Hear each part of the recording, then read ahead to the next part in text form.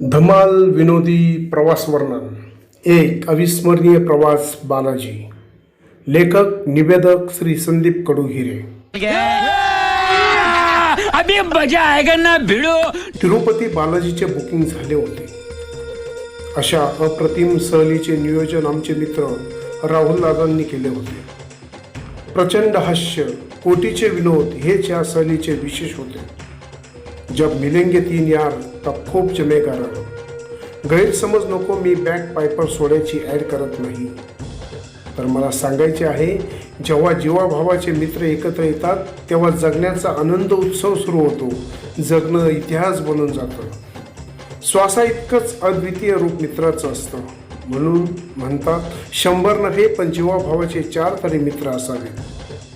अशा अविस्मरणीय टूरमध्ये आम्हाला एकाच गोष्टीची उणीव जाणवली, ती म्हणजे आमचे परम मित्र प्रशांत नानांचे. अमिताभ बच्चनच्या शब्दात बोलायचे तर, तुम होते तो ऐसा होता, तुम होते तो वैसा होता. आम्हालाही तसेच म्हणावेसे वाटते, नाना तुम्ही असतात तर सहलीची अजून रंगत वाढली असती. कदाचित कॉर्डिनेटर तुमच्याच बोकांडी असतं. ते तुम्हाला नाही कळायचं. त्यासाठी टूरलाच यावं लागतं. प्रत्यक्ष टूरला जाण्याची वेळ आली. भावनिक निर्णय घेणं फार सोपं असतं, प्रॅक्टिकल मात्र फारच अवघड. मला बालाजीला तर जायचं होतंच, पण असंख्य अडचणी माझ्यासमोर वासून उभ्या होत्या. जावे की नाही ह्या एकाच विचारात मी गुंतून गेलो. शनिवार रविवार मुलाचा क्लास, मग त्याला कोण सोडणार? अशा नाना समस्या माझ्यासमोर उभ्या होत्या. बालाजी महाराजांच्या चरणी एखादी गोष्ट सांगितली की ते कधी होणे नाही, असं कधी होतच नाही. म्हणूनच जगाचा देव बालाजी झाला आहे. तिरुपतीला जाण्याची प्रचंड इच्छा होती, पण मनामध्ये द्विधा. काय निर्णय घ्यावा हेच कळेना. सकाळची देवपूजा झाली आणि बालाजी महाराजांनाच विनंती केली, काही करा महाराज, पण मला तुम्हाला भेटायला यायचंच आहे. कारण मला सोमवारपासून मूल्यवर्धनाचे प्रशिक्षण होते. वरिष्ठांना फोन लावला तर ते म्हटले, आमच्या हातात काही नाही, तुमचं नाव डाएटकडून येणार आहे. तुमचे प्रशिक्षण पुढे ढकलायचा आम्ही जरूर प्रयत्न करू. जर प्रशिक्षण आले तर वेळेवर डमी कोणाला उभे करायचे. एकमताने हर्षल भाऊचं नाव पुढे आलं आणि मी बिनधास्त झालो. आता काही हो, पण आपण मात्र जायचंच असं मी ठरवलं. शनिवारी शाळेतून लवकर जाताना पाय निघेना, पण निघालो. भरपूर पाऊस होता. नांदूर नाक्यावर मोरे बापू भेटले. एका ठिकाणी आम्ही अर्जाची झेरॉक्स पण केली. मोरे बापू म्हटले, तात्या पाऊस लय जोराचा आहे हो, एक नवी छत्री घेऊनच टाकतो. त्यांनी त्या दुकानातून बालाजीची नवी छत्री घेतली. विशेष म्हणजे 150 रुपयाची छत्री चक्क 200 रुपयाला घेतली. अडला नारायण धरी गाढवाचे पाय. पाऊस जोरात असल्यावर छत्रीची किंमत 50 रुपयाने वाढते, याला मार्केटिंग म्हणतात. छत्रीचे नाव मी बालाजी मुद्दाम म्हणून म्हटलं, कारण उभ्या पावसात बालाजी रिटर्न्स होईपर्यंत माणसाने छत्री उघडून देखील पाहिली नाही. मग मला सहजच प्रश्न पडतो, बापूंनी छत्री का घेतली असेल? वाघाला घाबरवायला की प्रवासात एखाद्या गरजू वाघिणीला द्यायला? आता मला शंका आहे, बापू छत्री देवाऱ्यात ठेवता की काय? आमच्या नाशिकहून कसाऱ्याच्या दिशेने प्रवास सुरू झाला होता. कसाऱ्याहून कल्याण गाठले आणि आमचे कल्याणच झाले.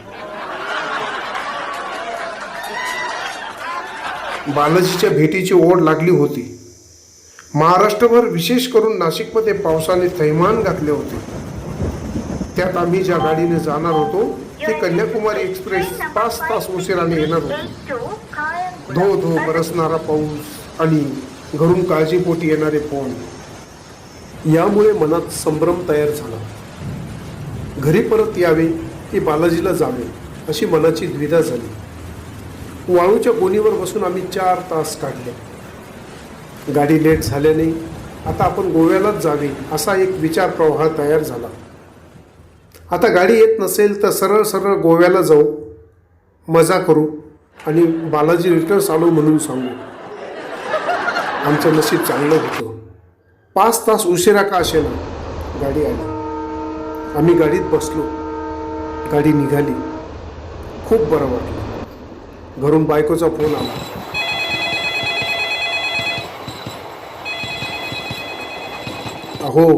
अहो नाशिकला महापूर आलाय. येथील घरदारं दुकानं पाण्याखाली गेलेत. कलेक्टरने नाशिकला हाय अलर्टचा इशारा दिलाय. बायका पोरं सोडून तुम्ही काय मजा मारता आहात. परत या. तुमच्या बिगर देवाचं काही अडत नाही. इथं महापुरानं थैमान घातलं आहे. आम्ही सर्व इथे फुल टेन्शनमध्ये आहोत आणि तुम्ही तिथं जीवाची मुंबई करता आहात. माझं मन म्हणत होतं परत फिरूया, पण येणार कसे हो. कोंडाणा सर करताना मावळे परत फिरायला लागल्यावर सूर्याजीनं गडावरचा तोरच कापून टाकला. तशी आमची अवस्था झाली. परत फिरावं तर परतीची गाडी नाही. बायको म्हणायची काही करा पण घरी परत या. आणि आमचे मोरे बापूंचे बंधू म्हणायचे तुम्ही गाडीतच सुरक्षित राहाल. गाडीच्या खाली उतरू नका. खाली उतरले तर तुमचं काही खरं नाही. आईला आपल्याला हेलिकॉप्टरनं काढावं लागतं की काय अशी मनात शंका येऊन गेली. अशा भांबावलेल्या अवस्थेत आमचा प्रवास चालला होता. नंतर कधीतरी जाऊ बालाजीच्या दर्शनाला असे मला वाटायचे. पुराच्या बातम्या कानावर पडल्या की मनामध्ये धडकी भरायची, धस्स व्हायचं. आम्ही मात्र गाडीत सुरक्षित होतो बालाजीच्या भरोशावर. रात्रीचे जेवण घेतले. घरून निघताना मी घाईगर्दीत पोळ्या घरीच विसरलो होतो, पण जेवण मात्र तगडं झालं बरं का. रात्री आम्ही शांतपणे झोपी गेलो. 2-2:30 वाजता एकच गोंधळ गाडीत सुरू झाला. काय झालं म्हणून मी चौकशी केली तर कळलं पुण्याच्या परिसरात दरड कोसळल्याने गाडीचा रूट बदलवण्यात आला होता. गाडी आता चक्क गोव्याच्या दिशेने धावत होती. आम्ही सर्वजण जाम हसलो. आमच्यावर बालाजी महाराजांची अगाध कृपा होती. त्यामुळेच माझं नाव प्रशिक्षणातून वगळलं गेलं होतं. गोव्याचा नुसता विषय झाला होता आणि गाडीचा प्रवास स्वप्नात नसतानाही गोव्याच्या दिशेने चालला होता. मी मनात म्हटलं आता चंद्रयानाचा विषय मुळीच नको, नाहीतर महाराज आपल्याला चंद्रावर पाठवायला बसले. अधूनमधून महापुराच्या बातम्या व्हॉट्सअपवर कळत होत्या आणि आमची गाडी मात्र तिरुपतीच्या दिशेने सुसाट निघाली होती. गाडीत चर्चेला उधाण आलं. जो तो म्हणत होता ही गाडी बालाजीला जातच नाही. मग नेमकी कुठे जाते हो. चौकशी केल्यावर कळलं कुणाला सांगता येईना गाडी कुठे चालली म्हणून. सर्व प्रवाशांची दानाफान झाली. बघता बघता गाडी 80% रिकामी झाली. अंबानीसारखी आमची वट झाली. घरात 4च व्यक्ती आणि 800 खोल्या. झोपावतं कुठे आणि झोपावतं कसं. हाई कानी ती कानी निव्वळ कानीबानी अशी आमची अवस्था झाली. संपूर्ण रेल्वेत आम्ही 5-50 व्यक्ती शिल्लक राहिलो होतो. रेल्वे बोगींची संख्या सुद्धा कदाचित जास्त असणार. भीतीपोटी लोक दिसेल त्या स्टेशनावर उतरू लागले. मग काय whole railway is our property असल्यासारखं वाटू लागलं. तोवर पेंट्रीवाला आला. आम्ही सर्वांनी त्याला विचारले बाबा ये ट्रेन किधर जा रही भाई. त्यानं चेहऱ्यावर पिच्च केलं. जणू त्याच्याही आवाक्याबाहेरचा तो विषय होता. आता आमची मात्र गाडी भरकटल्याविषयी पूर्ण खात्री झाली. किमान पेंट्रीवाल्यामुळे उपाशी राहायची वेळ येणार नाही यातच आम्ही समाधान मानले. तो पेंट्रीवाला मुलगा इतका हुशार होता काय पाहिजे म्हणून विचारायचा आणि त्याला जे उपलब्ध आहे ना तेच आणून द्यायचं. आम्ही त्याला पनीर मसाल्याची ऑर्डर दिली. त्याने भाजी आणली. आम्ही अर्धा तास पनीर शोधत होतो, पण पनीर औषधालाही सापडेना. मी वैतागून म्हटलो थांबा आता मीच डुबकी मारून बघतो हाती पनीर लागतं का. 2-4 वाटाणे मोठ्या मुश्किलने सापडलेत. त्यावरच समाधान मानावे लागले. राहुल दादा आणि मोरे बापू गाडी नेमकं कुठे जाते याची चौकशी करण्यासाठी थेट टीसी कंपार्टमेंटमध्ये गेले. टीसी कोट काढून डोक्याला हात लावून बसला होता. राहुल दादा म्हटला, कुठं आहे टीसी? हे ऐकून तो बेदरून शुद्धीवर आला. त्याला गाडीची चौकशी केली असता तो म्हटला, मला काहीच माहित नाही गाडी कुठं जाते ती. तोवर बापू म्हटले, गाडी रुळावर तर चालते ना भाऊ. हं? आता टीशीला हसावे की रडावे तेच कळेना. तोवर 20-25 लोकांचं टोळकं आमच्या बोगीमध्ये आलं. आम्ही घाबरलो. जो तो म्हणू लागला, आपली गाडी भरकटली, आता आपले काही खरे नाही. फोनही लागत नव्हता आणि लोकेशनही कळत नव्हतं. गाडीप्रमाणे आम्हाला देखील भ्रमिष्ट झाल्यासारखे वाटत होते. शेवटचा पर्याय म्हणून आम्ही थेट रेल्वे ड्रायव्हरच गाठला. ही गाडी कुठं जाते याची चौकशी केल्यावर तो म्हटला, मुझे भी मालूम नहीं ये गाड़ी किधर जा रही है. मुझे सिर्फ सिग्नल दिखेगा उधर भगाने को बोला है.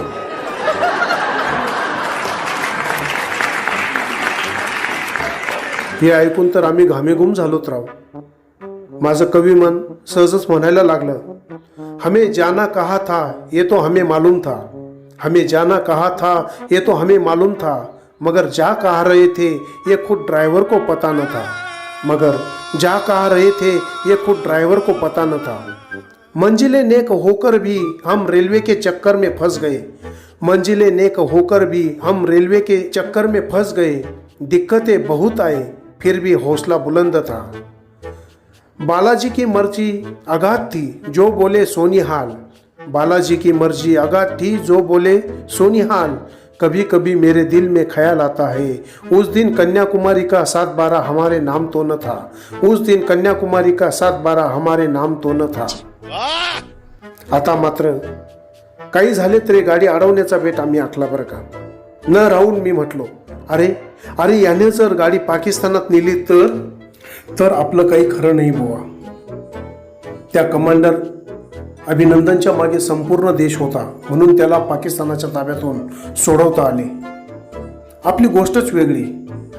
आपण मनाचे राजे, नाही राखली कुणाची मर्जी. आता घरचे देखील म्हणतील ते पार्सल तिकडच ठेवा. धोबी का कुत्ता घर का न घटका अशी आमची अवस्था झाली. माडगाव स्टेशनावरती गाडी आल्यावर आम्ही पटकन खाली उतरलो आणि इंजिनला घेराव घातला. इंजिन रेस झाल्यावर 5-10 पळून गेले. बाकीचे पावसातही तसेच उभे होते. धो धो बरसणारा पाऊस आमच्यातच फूट पाडत होता. पवार म्हणून एक वरिष्ठ अधिकारी पोलीस संरक्षण घेऊन आमच्यापाशी चर्चेसाठी आला, पण आम्ही काहीही ऐकून घेण्याच्या मनस्थितीत नव्हतो. तो अधिकारी फक्त एकच वाक्य बोलला, रेल अपनी मर्जी से चलती है तुम्हारे नहीं, चुपचाप बैठ जाओ वरना पुलिस उठाएगी. आईला ही कुठली हुकुमशाही? आम्हालाच प्रश्न पडला. आमच्या टार्गेट डॉक्टरांच्या शब्दात बोलायचं तर अचानक भयानक असा आमचा प्रवास चालू होता. आमच्या बोगीमध्ये नाशिकचे प्रसिद्ध ज्योतिष मोडक गुरुजी त्यांच्या परिवारासह प्रवासात होते. गाडी भरकटल्याचे लक्षात येताच ते आमच्या जवळ आले आणि म्हणाले, सरजी काहीही हो आपण सर्व बरोबर राहू, आम्हालाही ते गरजेचेच होते. आम्ही गाडीचे आंदोलन करत होतो तेव्हा मोडक गुरुजी रेल्वेच्या सर्व बोगींच्या साकळ्या ओढत होते. का तर रेल्वे जाऊ नये म्हणून. त्यांच्या हाताला घट्टे पडले होते. आम्ही उभ्या हयातीत कधी रेल्वे अडवली नव्हती आणि मोडक गुरुजींनी कधी रेल्वेची साखळी खेचली नव्हती. परिस्थिती माणसाला सारं काही शिकवते.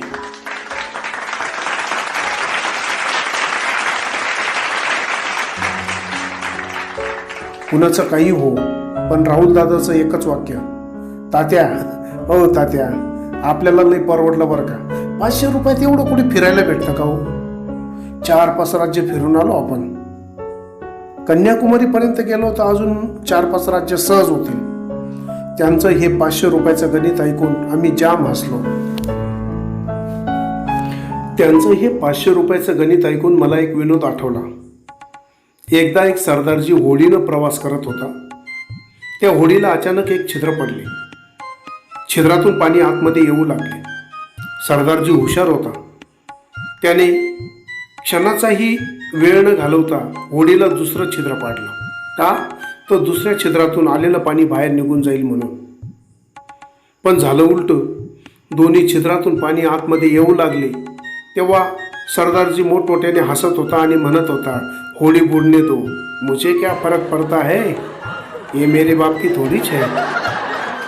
तशी काहीशी आमची गत झाली होती. आयुष्यात एकदा का असेना कोकण रेल्वेने फिरायला हवे. अतिशय नयन मनोहर दृश्य आम्ही डोळ्यातनी हृदयात साठवत होतो. हिरवा शालू परिधान केलेली वसुंधरा नववधूसारखी दिसत होती. डोंगर दऱ्यातून वाहणारे पाणी विलोभनीय दिसत होते. त्यात माणसाने बुद्धीच्या जोरावर केलेल्या प्रगतीच्या खुणा बोगद्यांच्या रूपानं स्पष्ट जाणवत होत्या. मोठे मोठे बोगदे बघून मन अवाक व्हायचे. माणसाच्या कौशल्याचे कौतुक वाटायचे. रत्नागिरीच्या अलीकडे 17 किलोमीटरचा बोगदा आहे. बोगदा सुरू झाला आणि सर्वत्र अंधार आणि प्राणवायूचा तुटवडा मला स्पष्ट जाणवत होता. मला अचानक धडधड होऊ लागली. असं वाटत होतं कधी एकदाचा हा बोगदा संपेल. पण बोगदा काही संपेना. प्रचंड निराशा मनामध्ये निर्माण झाली. आता आपले काही खरे नाही असेच वाटू लागले.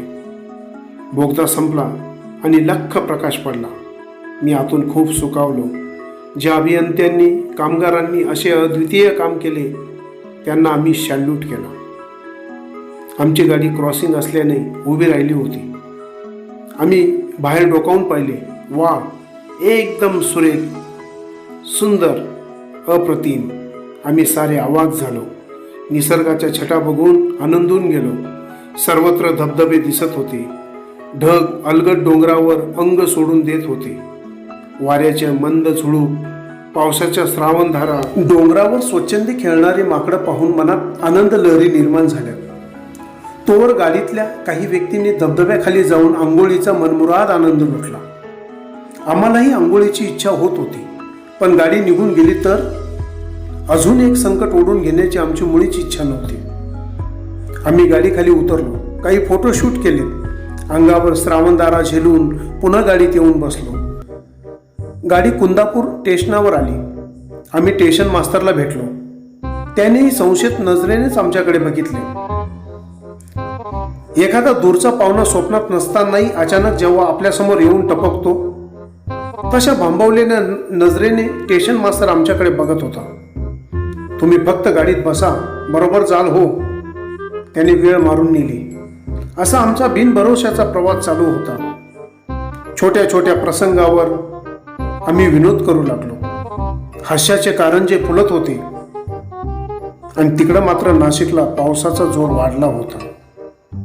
माझ्या शाळेत 3 ते 4 फूट पाणी घुसले होते. मोबाईलवरील फोटो बघून पुराची तीव्रता कळत होती. अंतर इतके होते की आम्ही फक्त हळहळच व्यक्त करू शकत होतो. विस्फुते नाना पुराचे अपडेट आणि बायकोनं निर्माण केलेल्या भूकंपाच्या तीव्रतेचा अंदाज देत होते. गाडीत आम्ही सुरक्षित होतो. मोबाईलच्या लोकेशनवरून आम्ही तिरुपती बालाजी देवस्थानाचा अंदाज घेत होतो. चौकशी अंती कळाली, जर तुम्हाला तिरुपतीला जायचे असेल तर शिनूर स्टेशनावर उतरा. आता आमच्या डोक्यात फक्त शिनूर होते. 4-5 तासाचा प्रवास होता. झोप मला जास्त प्रिय असल्याने मी अगदी बिनधास्त घरी असल्यासारखी ताणून दिली. एका ठिकाणी क्रॉसिंग असल्याने गाडी उभी होती. मला थोडी जाग आली आणि नेमका प्रॉब्लेम काय म्हणून मी मोरे बापूंना म्हटलो, बापू आलं का हो शिनूर? बापू म्हणतात कसे, आपा तुम्ही निवांत झोपा, एकदम बिंदास झोपा, अजून शिनूर लय दूर आहे. काय झालं, आपल्या गाडीचं चाक पंक्चर झालं आहे आणि म्हणून ड्रायव्हर पंक्चर काढायला गेला आहे. तो आला की लगेच निघू आपण. मलाही खरं वाटलं. मी पुन्हा शांत झोपी गेलो.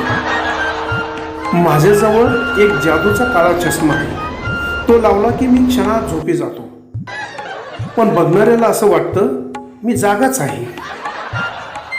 तसं झोपेत बरळण्याची माझी सवय असल्याने त्या सवयीचा मला फायदाच झाला आहे. काहीतरी मी बडबडतो आणि समोरचा माझ्या बोलण्याला दुजोरा देतो. त्याला असं वाटतं मी जागाच आहे. काय सावळा गोंधळ चालू आहे हे त्यालाही कळत नाही आणि मी तर झोपत असल्याने तो काय म्हणतो आहे हेही समजण्याचा प्रश्नच येत नाही. माझं बरळणं थांबलं की मग मी घोरायला सुरुवात करतो बरं. तेव्हा कुठं समोरच्याचं लक्षात येतं की मी झोपलो आहे. हे लक्षात आल्यावरती समोरच्या डोक्याला हात लावून घेतो. ही आपली स्पेशालिटी आहे. माझी निवांत झोप झाली. आम्ही शिनूरला उतरलो. तोवर पाठीमागून चेन्नई एक्सप्रेस दाखल झाली. आमची वाटचाल आता तिरुपतीच्या दिशेने सुरू झाली होती. आम्हाला आता कन्याकुमारी एक्सप्रेसमुळे राजेशाही सवय झाली होती. होल गाडी इजावर प्रॉपर्टी असल्याने कुठे बी लोळा कसं बी लोळा, नो टेन्शन. त्या मानाने चेन्नई एक्सप्रेसमध्ये थोडंसं कंजेस्टेडच वाटत होतं. गाडी कडप्प्याला आली. दीर्घ सुस्कारा सोडला. मनापासून बालाजी महाराजांचे आभार मानले. आता लगेचच तिरुपतीला जाणारी पॅसेंजर लागली होती.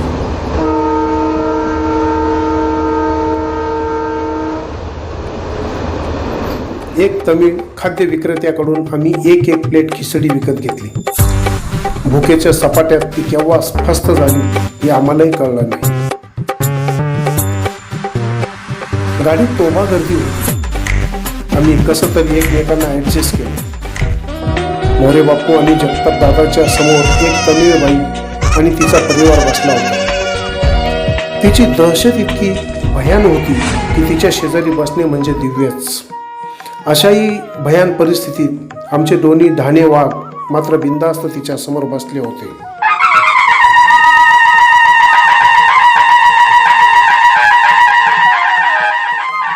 त्या तमिळ बाईला इंग्रजी आणि तमिळ शिवाय दुसरी भाषा येत नव्हती. दादा आणि बापूला आपसुक संधी चालून आली होती. आता आपली इंग्रजी नक्कीच सुधरेल या आविर्भावात ते इंग्रजी हाणत होते.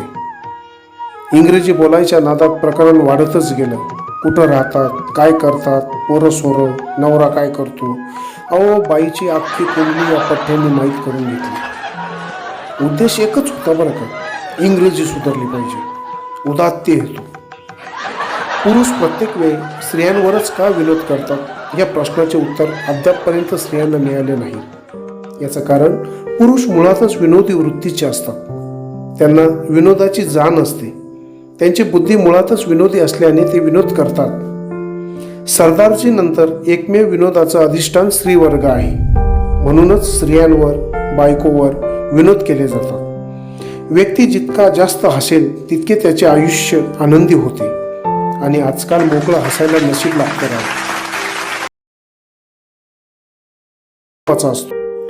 कधी काल्पनिक, कधी प्रासंगिक, कधी शाब्दिक, कधी द्विअर्थी, तर कधी डायरेक्ट मर्मस्थळावर अटॅक.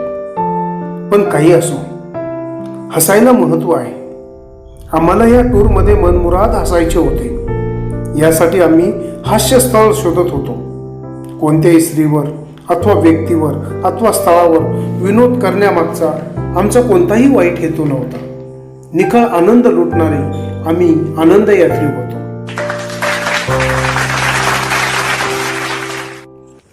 आमची चर्चा ऐराणीत व्हायची. आम्ही जबरदस्त हसायचो. मी जगताप दादाला म्हटलो, दादा, इंग्रजीचे असे पुटूक प्रशिक्षण घेण्यापेक्षा या बायालाच घरी घेऊन चला ना. तात्या के बोलणे में कुछ तो दम है या आविर्भावात जगताप दादा म्हटले, खरं आहे तात्या, मलाही तेच वाटतं बघा. असं कॉर्डिनेटर भेटलं तर इंग्रजी सुधारायला वेळ लागायचा नाही. बाबू भाऊ, मोरे बापू जगताप दादाला समजवत म्हटले, तुम्ही घरचं टेन्शन नका घेऊ बरं का, आम्ही वहिनींना सगळं समजून सांगू. 2-4 दिवस कर्फ्यू लागेल आणि नंतर सर्व काही ठीक होऊन जाईल. जगताप दादा म्हटले, बाबांनो, तुम्ही समजता एवढं सोपं नाही बरं का हे प्रकरण. एका मॅनात 2 तलवारी राहत नाही. मग मीच म्हटलो, त्याचं काही टेन्शन घेऊ नका दादा, आपलं शिडकोतलं घर आहे ना तेच खाली करून घेऊ आपण. दादाचं इंग्रजी घटवण्यासाठी जो मित्रपरिवाराचा खटाटोप चालला होता तो आपलातूनच होता. मोरे बापू म्हटले, दादा तुमनं इंग्रजी घटना ना तर तुमले केंद्रमा बीटमा भलतं डिमांड राहील. तुम्हाला प्रेस्टीज वाईट जाई प्रेस्टीज विचार करा, असा चार्ज घडी घडी येत नाही. एवढे महान विचार ऐकून आम्ही बेफाम हसलो राहू. इंग्रजी घटवायच्या नादात जगताप दादा बाईला घेऊन यायला तयार झाले. पण बाईच्या बरोबर तिच्या पोराचं काय करायचं हाही एक मोठा गहन प्रश्न आमच्या समोर उभा राहिला. बागुल भाऊ मध्येच म्हटले, राहुल पोरेले असं वारावर सोडू नको बरं का. भांजेले आयता माहिता भाऊ बेटी जाईल. गंभीर चेहरा करत दादा म्हटलं, ते सगळं बराबर शेरे बाबूल, पण ते रान भलतं आगाऊशी त्यानं काय. आम्ही म्हटलं, अरे 2-4 दणका दिला तर ते बी नीट होई जाईल. हे 2 प्रकरण तर आम्ही चुटकीसरशी बाजूला काढले. पण खरा प्रश्न होता तिच्या नवऱ्याचं काय करायचं. मोरे बापू जगताप दादाला म्हटले, दादा एखादा पाणीपुरीवाला तुम्हाला ओळखीना शे का, त्यांना हात गाड्यावर त्याला लाई देऊ.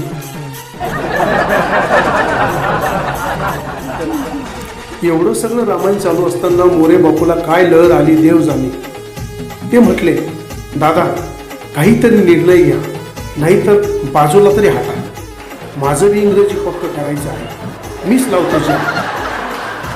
आम्ही अनलिमिटेड हसलो राहू. हसण्यात कुठेही कृत्रिमता नव्हती की अवास्तवता. 5,000 देऊनही लाफिंग क्लासला हसता येणार नाही इतके आम्ही हसलो होतो. हेतू होता निखळ मनोरंजनाचा.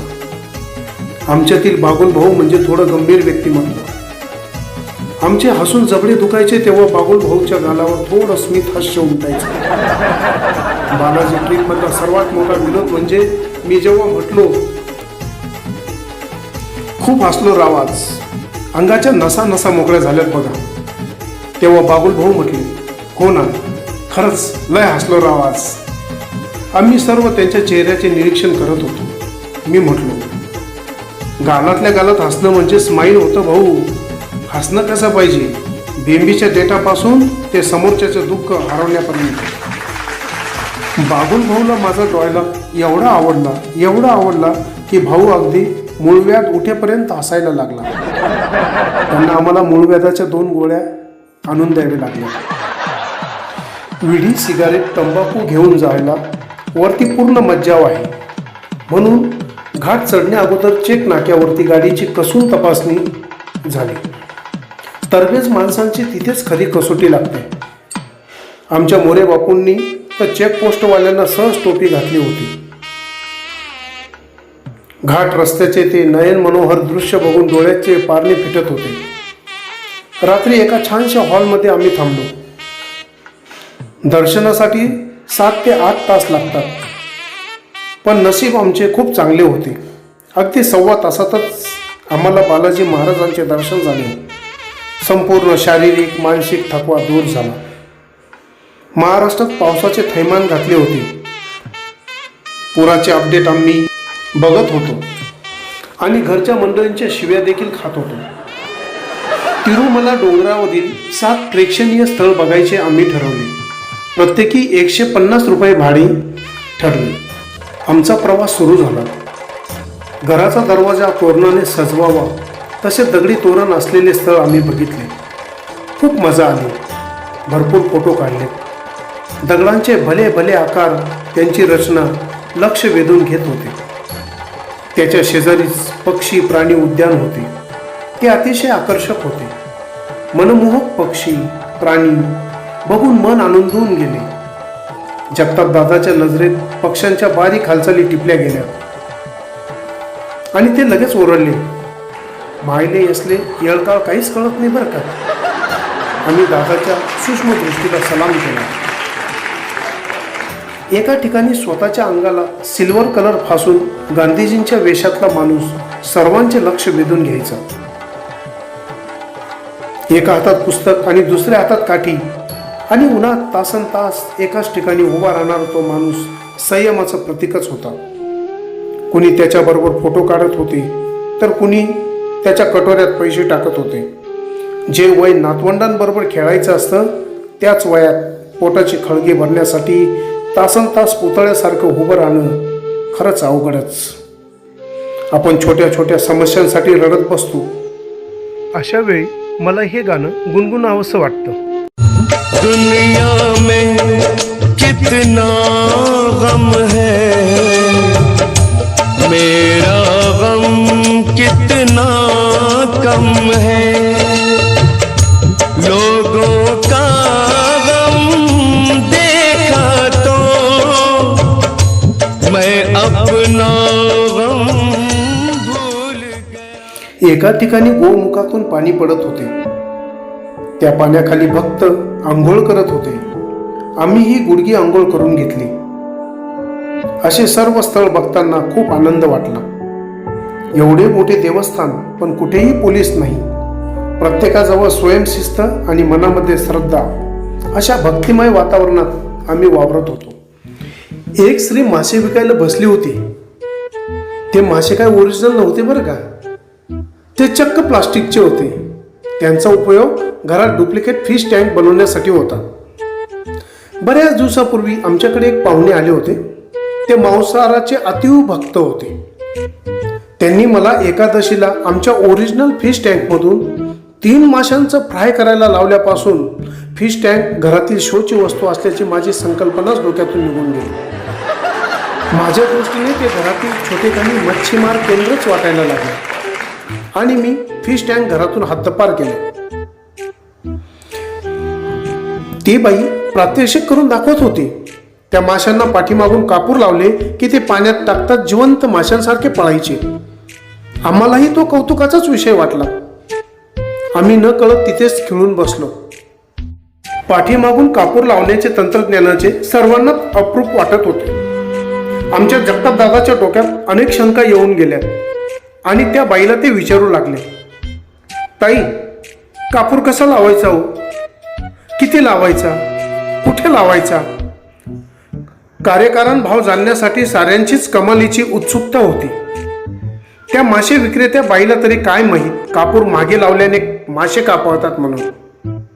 नाहीतर ती बिचारी इथं कशाला बसली असते हो?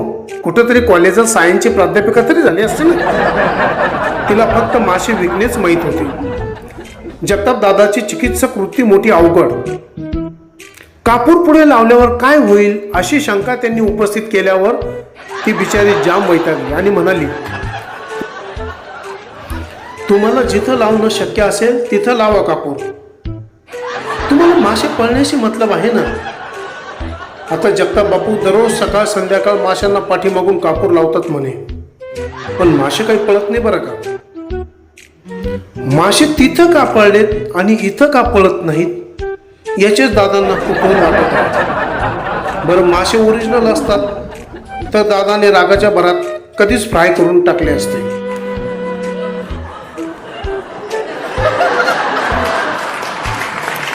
आता मात्र आम्हाला घरची भेट लागली होती.